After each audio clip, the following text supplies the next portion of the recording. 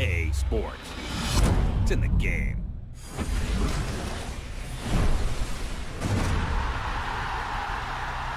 Hello and welcome to part 3 of my youth team experiment. We're now in the 4th season, 1 month gone in the 4th season, October 2017 as you can see.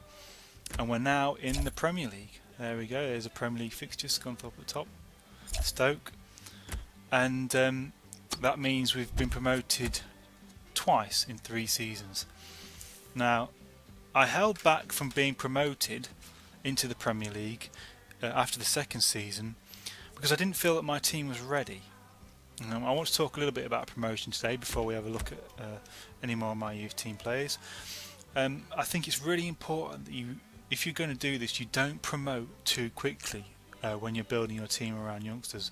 It can be really dangerous. If you promote too soon, you could find yourself struggling in a league that you're out of your depth, and you could find yourself unhappy players, relegated, and losing all this hard work that you've put in to get to this point. So Scunthorpe, I started with League 2 and I went up to League 1 Championship. I stayed there for a couple of seasons, and then when I was ready, I felt the team was ready, I promoted into the Premier League. In League 2, I would say roughly you needed maybe a 65 overall across your squad average to be a good team in League 2 and promote, which I managed to do in the 1st season. And then in League 1, to survive in League 1, you really need players of high 60s. And to be one of the better teams in League 1 and vie for promotion, you needed players in average probably about 70. At least about 17, you'd be one of the best teams in the Championship. And then when you get into the Premier League, really just to survive, you need players an average of about 75. You look at some of the lower teams in the Premier League and their squads are filled with players in the mid-70s, and so that's what you really need minimum to survive. If you're going to get to the top 6, the top 8 challenge for Europe when you're in the Premier League, you want to start looking to your players getting up towards 80 across your squad.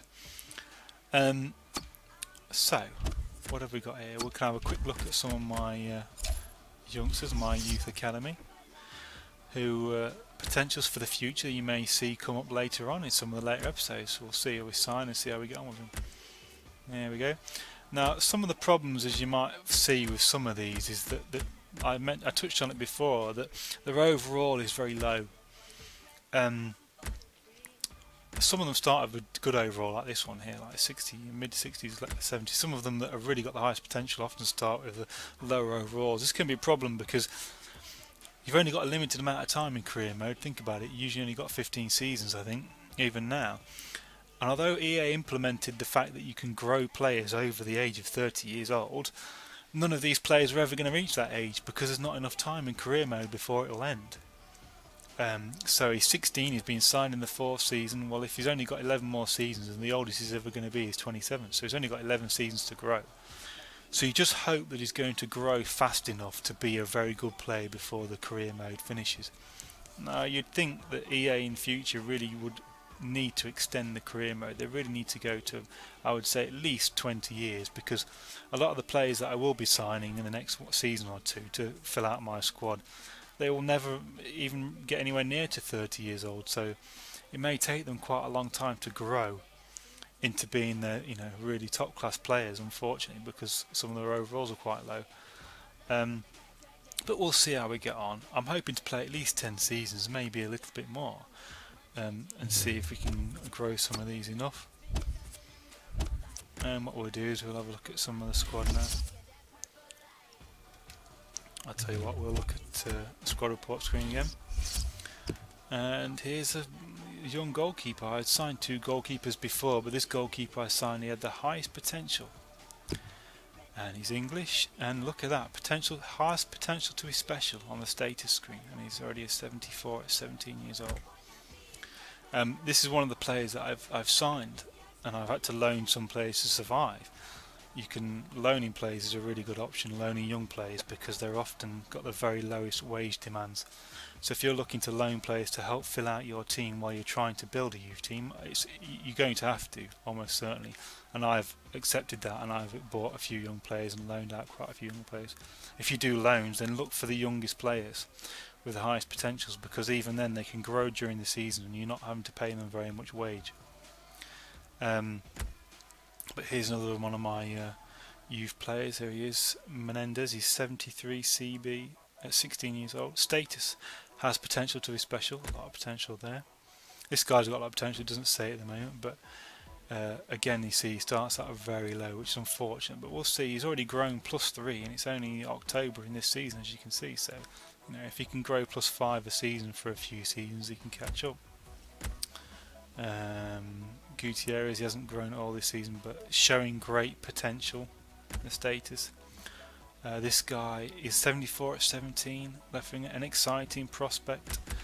And these two cams are the most exciting ones. He's an 80 at 18 years old. He has potential to be special. Really keeping an eye on these guys. They could be really exceptional. And this one here, 18 years old, 80, has potential to be special. Really exciting. Another goalkeeper, the other goal you saw before, he's grown. Another has potential to be a special player, excellent. And this one here is a CM, is a little bit lower, but he's grown quite well at the moment. This one, he started out very low. I think he started out like a 50 or 51 in the previous, but he's grown quite a lot in one season, which encourages me to think that we can grow some of these younger players that are lower rated. You'll see how we get on. Another left winger we've managed to sign in between the last video, has potential to be special. 71 at 16, excellent. And this is one of my best CBs that's come out of it. He's a 79 already at 18 years old, an exciting prospect. That is exciting. We will see how he gets on. Another 76 right midfielder, an exciting prospect. A CM showing great potential. Letizier, excellent. And a right midfielder, 17, has potential to be special.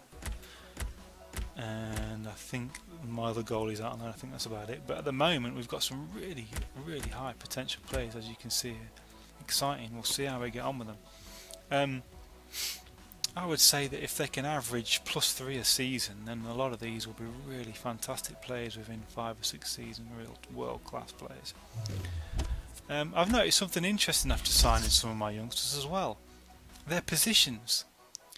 You may sign them and they may only have one preferred position when they sign, but within the first season I've seen my youngsters had preferential positions. They've actually grown preferential positions in addition to the ones that you sign them. So in this case, he was assigned as a cam, but he's now got a CF. And that wasn't there when he signed him. He grew that in the first season. Now I don't know if this comes from playing them out of position. I don't think it does. I just think that it may naturally come along. It may just be random. It may just be a bug, but it's very strange. I mean, this is what you'd expect a cam and a CF. That's a CF you'd often play behind a striker. Well, you think nothing unusual about that, and there isn't. But however, look at a Brow. He's a cam, and he's got right back as an additional position, which is very strange. I mean, it's not unusual for attacking players in real life to have the ability to play in defence. I mean, one that springs to mind for me in my generation is Chris Sutton, who played alongside Alan Shearer. He could play in defence as well as being a prolific striker in his early days. But in any case, right back as an additional position is a little bit weird. And then you've got some of the defenders who also was only a CB initially, and now he's also gained LB, which is a useful left back. But this is the strangest one of the lot. This goalkeeper, who has a right winger and left back as additional preferential positions. How strange is that? It must be some sort of bug or something, because he's clearly got goalkeeper only stats. There's his goalie stats. Diving, handling, position, and all his other stats are obviously pretty useless if he wants to be a left winger or he's a goalkeeper. If he wants to be a left winger or defender, he's a goalkeeper. No one's going to use him as the right winger or left back. But anyway, I don't know what's going on with that. Some strange things that EA have done. Never mind. We'll see how we get on. Hopefully you'll still see some of these players in maybe a couple of seasons. I'll give you an update. I'll probably play at least another 2 seasons before I come back to you and see who else we signed. So expect to see another episode in the future. Thanks for watching.